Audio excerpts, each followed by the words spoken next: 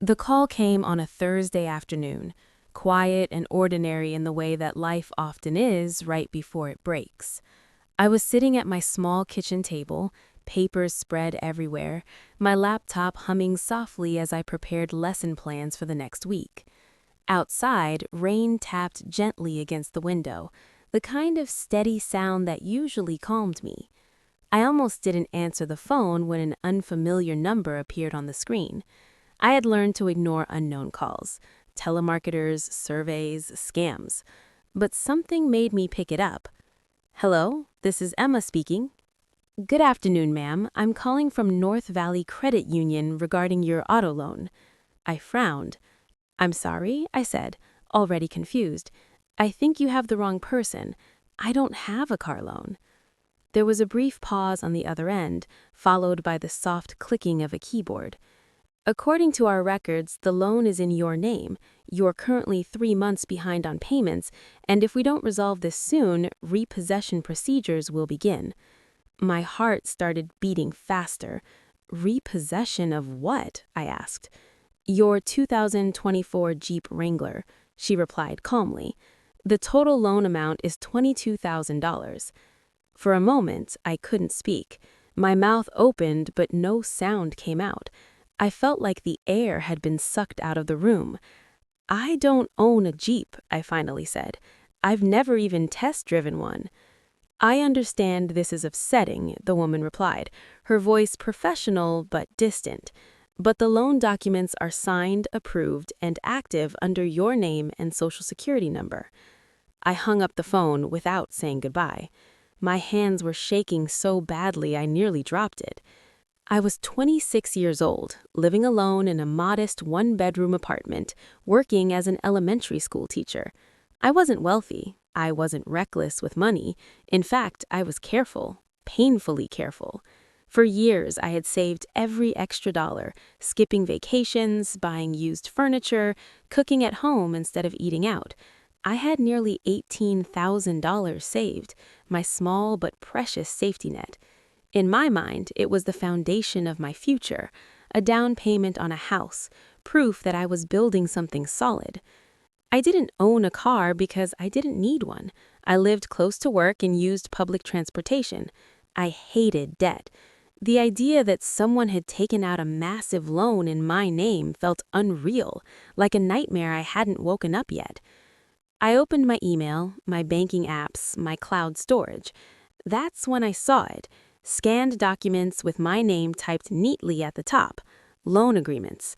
My signature. Except it wasn't quite right. It looked like mine, but I knew I hadn't signed those pages. A cold realization settled in my chest. My parents. 6 months earlier, my mom called me late one evening. She sounded stressed, worn down. She told me the roof of their house was leaking badly and needed immediate repairs. $5,000, she said, maybe a bit more. They needed a small loan, but my dad's credit wasn't great anymore, and they didn't want to bother anyone else. You're responsible, she told me. You've always been good with money. We just need you to co-sign. We'll handle the payments. I hesitated. I reminded her I was saving for a house. She sighed and told me she understood, but they didn't have many options. She said family helps family. She promised, over and over, that they would never put me in a bad position. 2 days later, my dad came over with paperwork. He spread it out on my kitchen counter, explaining everything quickly. I skimmed it, trusting him. Home repair loan, $5,000. It seemed straightforward. I signed where he pointed, scanned the documents from my records like I always did, and handed them back. I didn't know that trust would cost me my peace. After the call from the bank, I drove straight to my parents' house. My chest felt tight the entire way. When I pulled into the driveway, my stomach dropped. Sitting there, gleaming under the gray sky, was a brand new black Jeep. My younger brother Tyler leaned against it, laughing with someone on his phone. He looked proud, confident, like a man who had just gotten exactly what he wanted. I walked inside without knocking. My parents were in the living room, relaxed, watching TV. I stood there, shaking. "What is that car?" I asked. My dad smiled. "Oh, that? Tyler's new ride." My mom added cheerfully, "Isn't it nice? He needed something reliable." I felt like I was losing my mind. "You used my loan to buy him a car," I said slowly. My mom waved her hand dismissively. "We adjusted things a little. The roof can wait. Tyler's job is far, and his old car was falling apart." "I never agreed to this," I said. "You said $5,000. This is over $20,000. My dad's expression hardened. "You make good money. You're not struggling. This won't hurt you." That sentence hurt more than anything else. Not struggling. As if my years of sacrifice meant nothing. As if my careful planning made me expendable. Tyler finally looked up from his phone. "Relax," he said. "They said you were okay with it." I left without yelling, without crying. I drove home in silence, my thoughts heavy and tangled. Over the next few weeks, the bank kept calling.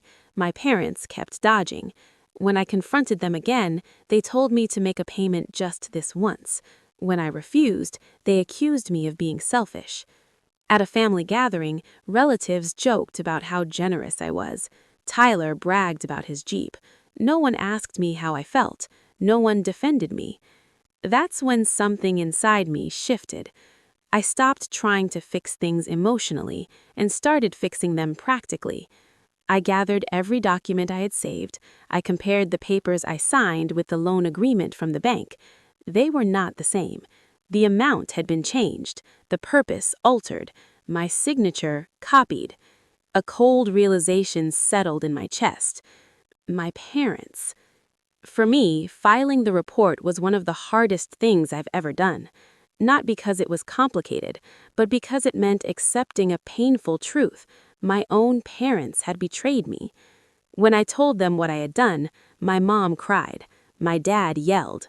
Tyler demanded to know if that meant he'd lose the car. I told him yes. I told all of them I was done sacrificing my future so they could stay comfortable. The investigation took time, but the truth was clear. The bank removed my name from the loan, my credit score slowly recovered, the Jeep was repossessed. Tyler moved out, angry and blaming me. My parents stopped calling. 6 months later, I signed papers for a small townhouse. Nothing fancy, but it was mine. My name alone on every document. No cosigners, no manipulation. That night, I sat on the floor surrounded by boxes and felt something I had never truly felt before. Peace. Family doesn't mean surrendering your future. Love doesn't involve deception. And sometimes standing up for yourself means walking away from the people who taught you not to.